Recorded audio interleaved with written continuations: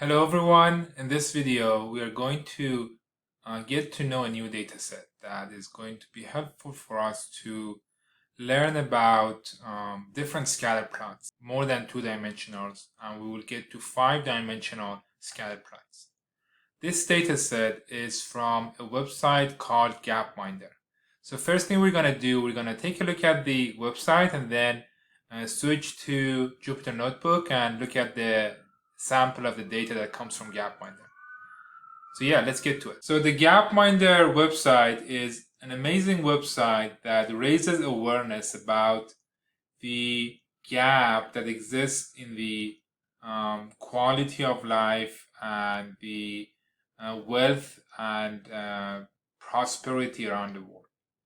So this is more than just creating data. They have other initiatives, but one of their most powerful way of looking at the gap wealth in the whole world is basically using data. So if you click on this product of them that they have, you can basically be looking at different visualization that sort of tells you about the progression of the world or different countries on as far as being developed and the wealth gap and the different aspect that they have.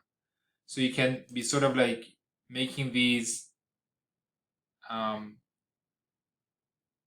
interactive charts that sort of like tell the story of what's been happening in the whole world in those times. So if I can change this to population, or I can change this to other things that I wish to be looking at.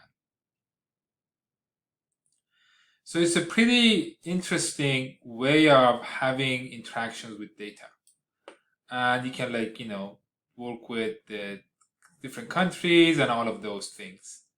So that's basically the data set we're going to be working on. So what we will be doing with the data that we will have from this website is going to be sort of creating similar charts as we saw in this product.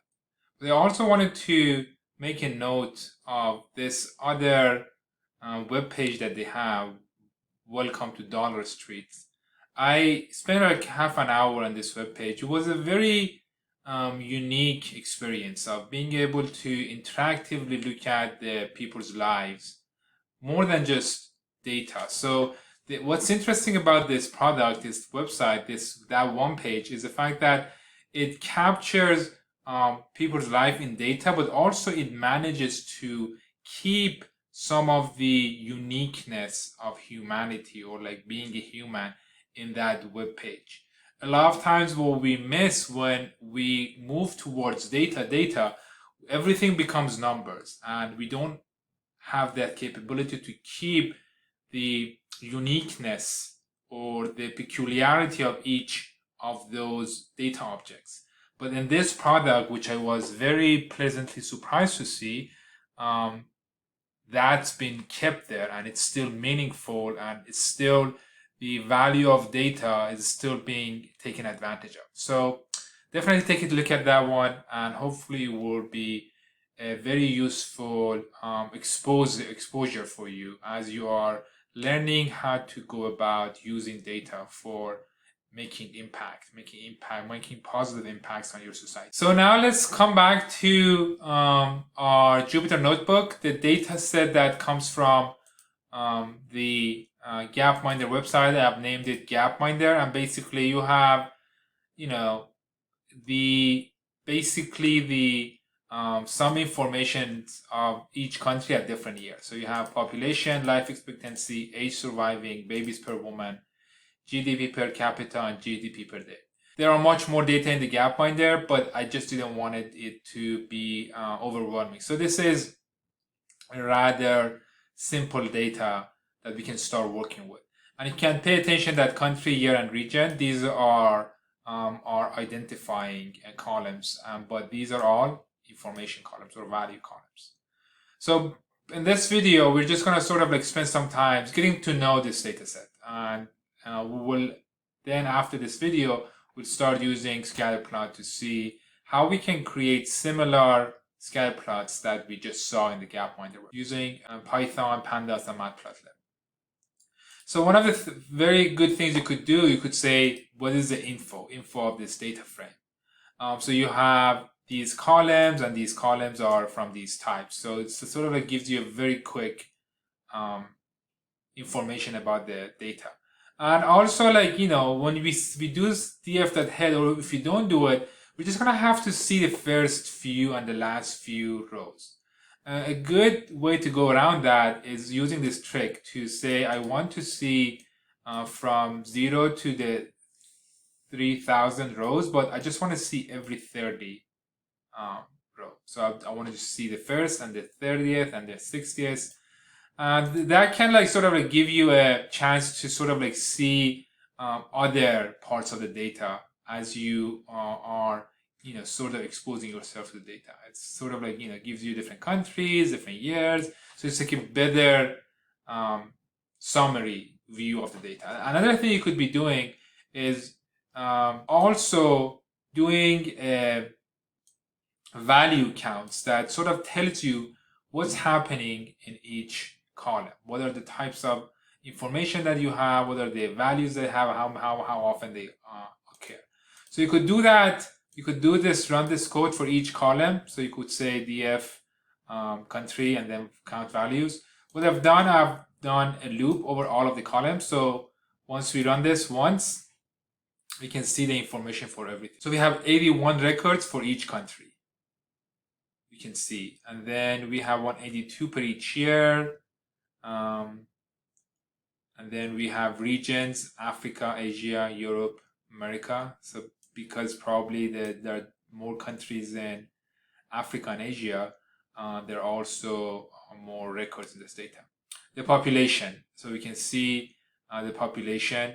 There are like very varied number of populations that are in this data, and then the life expectancy also as well, and age surviving that we can see.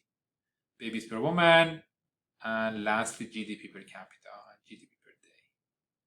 So this was very useful to be looking at the categorical attributes. But for the numerical attributes, this wasn't a very useful way of sort of like having a summary of what's happening there. A good way to do that for the numerical attributes is to do the describe. So once we do the describe, year is in the format of number, but it is also sort of a categorical. So for example, but the population, now we have the mean, standard deviation, that sort of like gives us more understanding of what's happening in the data. So the function describe is very useful. It gives us a numerical summarizing values such as mean, standard deviation that tells us about the whole population of the data for that column. But it's not that visual, so it's very hard. It might be a little bit difficult to really like grasp what those values mean. A good solution to that would be to use histogram. Histogram is basically showing the same information, but in a more visual way, and that's very useful to sort of like start understanding the data.